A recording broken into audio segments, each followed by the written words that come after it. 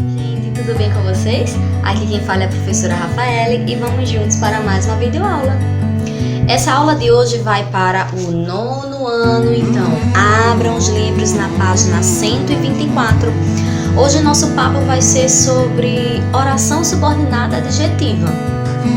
Mas tenho certeza que quando você para pensar, você lembra, vai falar de oração dependente. Porque a oração subordinada é aquela oração dependente, ela não vai ter um valor, ela não vai ter uma expressividade sozinha. Por isso que quando a gente fala de período composto por subordinação, a gente vai ter oração principal e oração subordinada, né? Uma oração vai precisar da outra para ter uma completude, para ter um sentido, beleza? Então, quando a gente fala de oração subordinada adjetiva, a gente vai perceber que é aquela oração que ela vai ter um valor de adjetivo. É aquela oração que ela vai servir de adjunto adnominal da oração principal, do termo que vai se apresentar na oração principal. Aí você para pensar, mas o que é adjunto adnominal?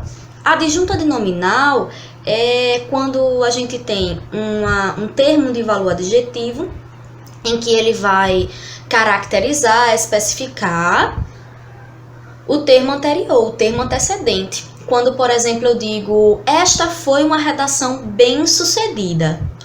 Bem-sucedida vai estar caracterizando a redação, não foi qualquer redação. Essa redação foi bem-sucedida. E aí você para pensar, tá, professora? Então, a oração subordinada adjetiva, ela vai ser a oração que vai ter valor de adjetivo, ela vai funcionar como adjunto adnominal, porque ela caracteriza um termo antecedente. Gente, foram fantásticos vocês agora. Vocês conseguiram definir bem direitinho. Então, para a gente entender como transformar isso, né, quando eu digo esta redação foi bem sucedida, a gente pode transformar utilizando o pronome relativo que, dizendo o seguinte, esta redação foi uma redação que fez sucesso. Que fez sucesso, olha, lembra que a gente viu que o que ele vai se apresentar quando eu falo da oração realmente completa? Porque a gente vai ter a oração reduzida, que é quando eu digo, esta redação foi bem sucedida. Mas quando eu vou trazer a oração completa com o pronome que, a gente realmente vai ter que usar ele de maneira que passe um sentido maior, né? Então, esta foi uma redação que fez sucesso. Olha, esta redação foi uma redação que fez sucesso, que fez sucesso. Então, esse que fez sucesso vai ser justamente o termo que vai funcionar como oração subordinada adjetiva. Quer dizer, ela veio de maneira completa com o pronome que. Beleza? Funcionou como termo adjetivo, caracterizou a redação. Isso é o que vale. Beleza, gente? Na página 124, ele vai dar umas especificações sobre oração subordinada adjetiva. E a gente vai perceber que ela vai ser dividida em duas. Ela vai ser dividida em restritiva e explicativa. Professora, restringir, a gente vai ter a ideia de especificar, tudo bem. Eu vou estar especificando algum termo. E explicativa, explicar. Explicar também não vai ter essa mesma ideia de especificar, não? Calma aí. Quando eu vou explicar um termo, quando eu vou chamar oração subordinada adjetiva explicativa, geralmente ela vem em vírgulas e ela vai ter a função, por exemplo, como eu digo aqui, a ideia do game, entre vírgulas, que pode ser baixado gratuitamente em smartphones com o sistema Android ou iOS, surgiu em 2014 em uma conversa entre Ludmila Ross, diretora de marketing da MKT Virtual.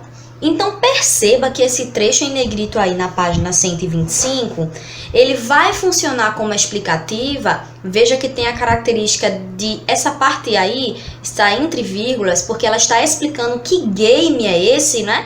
A ideia do game que pode ser baixado gratuitamente em smartphones com os sistemas Android ou iOS, surgiu em 2014.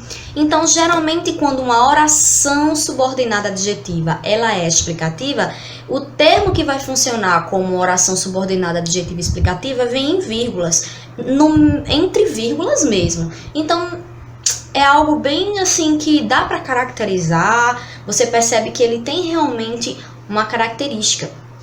Então, quando ela vai funcionar como oração restritiva, não vem em vírgulas e geralmente ela vem ligadinha com o termo, né, que ela vai especificar, porque a função da oração subordinada adjetiva é especificar um termo, né? E aí eu vou chamar de restritiva, oração subordinada adjetiva restritiva, quando ela diz assim, olha esse exemplo lá em cima na página 125. Apesar de ter sido idealizado para crianças de 4 a 11 anos com câncer infantil, o game tem feito sucesso entre médicos pequenos que não têm a doença. Então, esse que não tem a doença está especificando pequenos. Esse termo pequenos. Que pequenos são esses? Os que não têm a doença.